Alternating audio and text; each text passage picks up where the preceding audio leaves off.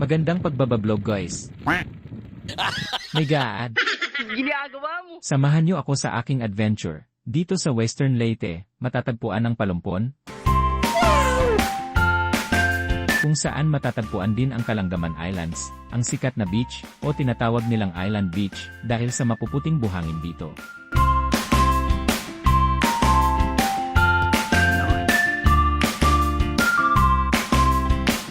Pero, before that sapagkat, ang ating paksa ngayon is mag-harvest tayo ng gango sa Palumpon.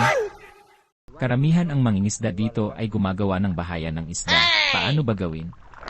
Simple lang, kahoy at bato lang ang kailangan, tapos tambak mo lang, may gango ka na. Paano ba malaman na pwede na i-harvest? Simple lang, syempre malamang, tingnan mo kung may isda ba, ganun lang kasimple, tatanungin mo pa ako.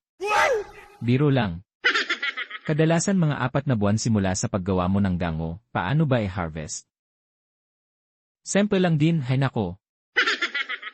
Ganito, gumawa ka ng lambat pampalibot sa mga gango. Dapat may bulsa yung ginawa mong lambat para diretsyo sa bulsa ang mga isda. Tapos tanggalin mo ang mga kahoy at bato para madali ang paglokot sa lambat.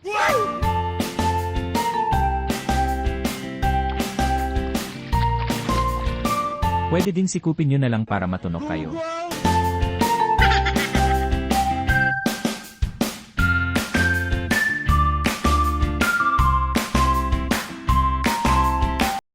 Siyempre pagkatapos natin mag-harvest, wag nyo ibinta, kainin nyo lahat.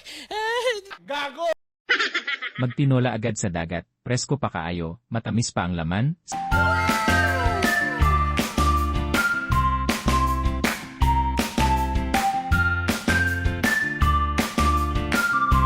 Buka lagi ud. Luto na na. Simpleng buhay lang pero masarap.